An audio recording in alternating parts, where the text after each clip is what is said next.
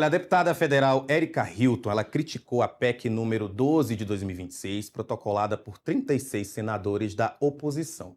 Isso porque, segundo ela, a proposta encabeçada por Rogério Marinho e Flávio Bolsonaro possibilita a criação da escala 7 por 0, em que o empregado trabalha todos os dias da semana. A proposta prevê que os empregados vão poder negociar a escala de trabalho com o contratante. A justificativa é de que essa proposta quer ampliar a liberdade e a autonomia do trabalhador na escolha da sua jornada de trabalho e, consequentemente, na definição proporcional de sua remuneração, ou seja, salário baseado nas horas que efetivamente a pessoa trabalha. Qual é a diferença dessa proposta para a que foi aprovada na Câmara? Eu estou ao vivo com o Murilo Medeiros, que é cientista político e analista do Poder Legislativo, para mostrar essas diferenças. Murilo, já começa, vou ser um pouco tendencioso, mas a impressão que fica é que a proposta apresentada pelo Rogério Marinho, ela não acaba com a 6 por 1. É isso que fica mais evidente? Boa tarde, Rafael. Cumprimentar a todos que nos acompanham.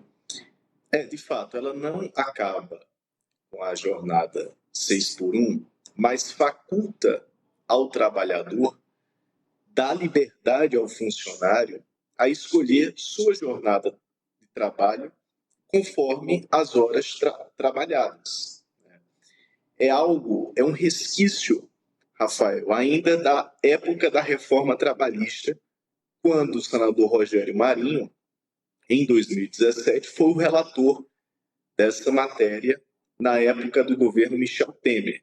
O senador Marinho tem muito conhecimento sobre essa questão do campo trabalhista, ele tentou emplacar essa ideia naquela época, né, e voltou agora à tona para fazer um contraponto à proposta do governo, né. Os senadores da oposição buscam com isso atuar de forma mais propositiva em relação à matéria, ao contrário dos deputados de oposição na Câmara, que partiu para um debate mais festivo em relacionado ao tema. Então, o Rogério Marinho apresentou uma proposta concreta para forçar o governo a negociar um texto alternativo à PEC que chegou da Câmara dos Deputados. O que acontece no Senado com duas propostas? São duas PECs que estão no Senado, essa que veio da Câmara e agora essa que foi apresentada pelo senador Rogério Marinho. Como é que funciona essa votação das duas PECs? Porque, como a gente sabe também, o presidente do Senado, Davi Alcolumbre, já enviou para a CCJ essa proposta apresentada pelo Rogério Marinho. Essas duas podem ser votadas ou é justamente por existir duas propostas que a conversa tem que existir para chegar nesses pontos e a ver esse equilíbrio entre a proposta que foi apresentada na Câmara com essa que está no Senado? Nós vamos perceber a partir de agora um jogo de forças políticas internas no Senado Federal, porque o despacho da PEC da oposição, chamada também da PEC da hora de jornada de trabalho flexível, né, ela já foi encaminhada à CCJ, já foi despachada pelo presidente Davi Alcolumbre à CCJ do Senado. Mas quem tem o poder de pautar essa matéria na CCJ é o seu presidente, que é o senador Otto Alencar, do PSB da Bahia, que é muito aliado do presidente da República, do presidente Lula. E tudo indica, tudo leva a crer que o senador Otto Alencar vai aguardar a chegada da PEC que foi aprovada na Câmara, que põe fim à escala 6 por 1, para priorizar essa proposta que chegou da Câmara dos Deputados. É pouquíssimo provável que a PEC da oposição prospere, né, de forma a ter uma tramitação regular pela CCJ, depois ser apreciada em plenário por 2 turnos. É muito provável que a PEC abraçada pelo governo seja priorizada porque o senador Otto Alencar é um aliado do Palácio do Planalto. O que a oposição deve fazer com a PEC que apresentou é forçar o governo a debater o tema e, quem sabe, a oposição deve tentar emplacar alguma mudança no texto que chegou, né, da Câmara dos Deputados, no formato de emenda. A oposição pode apresentar uma emenda de teor similar à PEC do senador Rogério Marinho, a PEC que chegou da Câmara dos Deputados, né?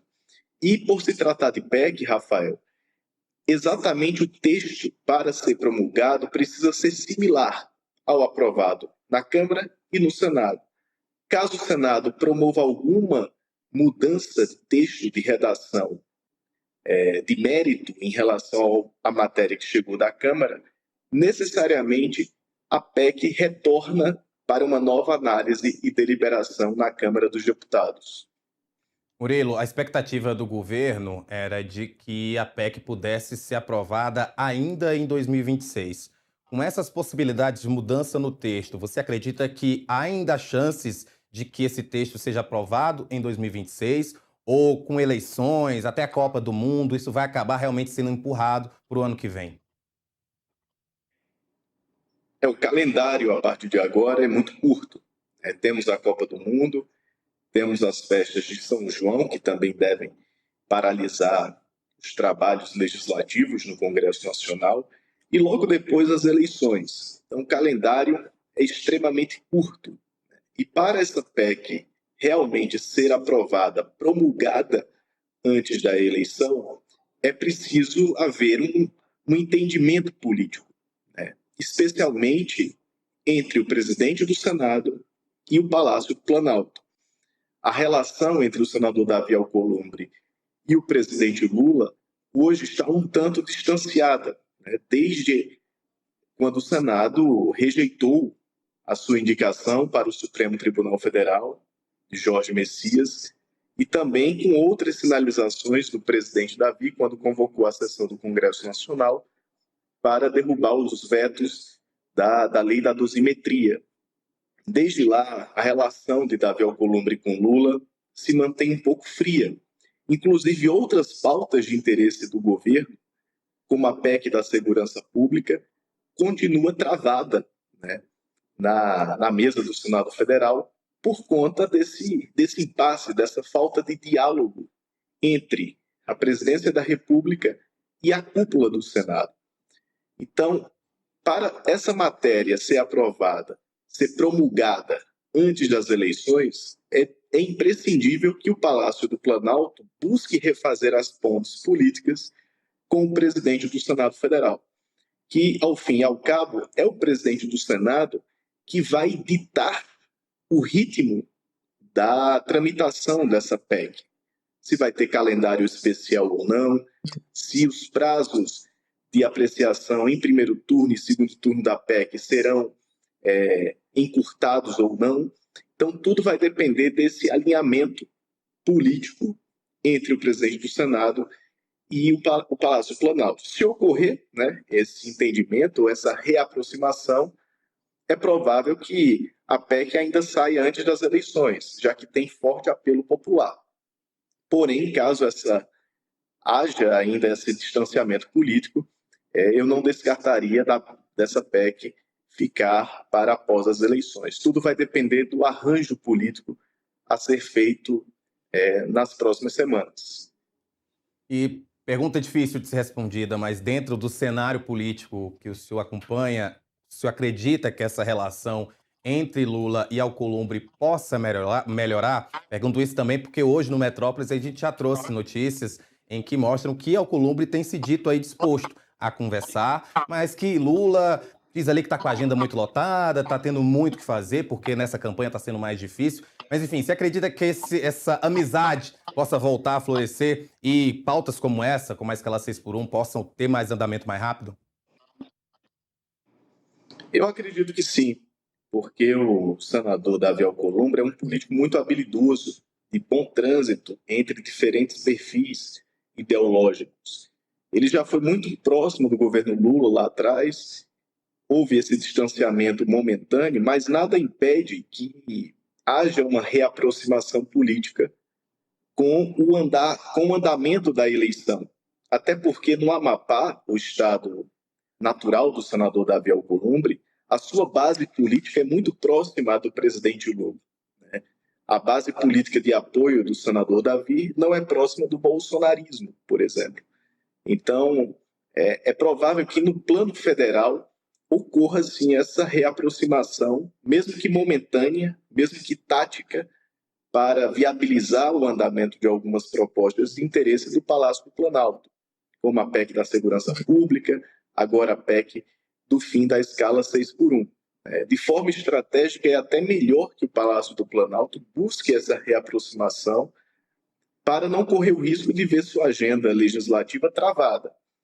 Agora, Rafael, ao mesmo tempo, o presidente Lula dobrou muito a aposta ao reiterar, mais uma vez, recentemente, que vai encaminhar novamente o nome de Jorge Messias para o Supremo Tribunal Federal.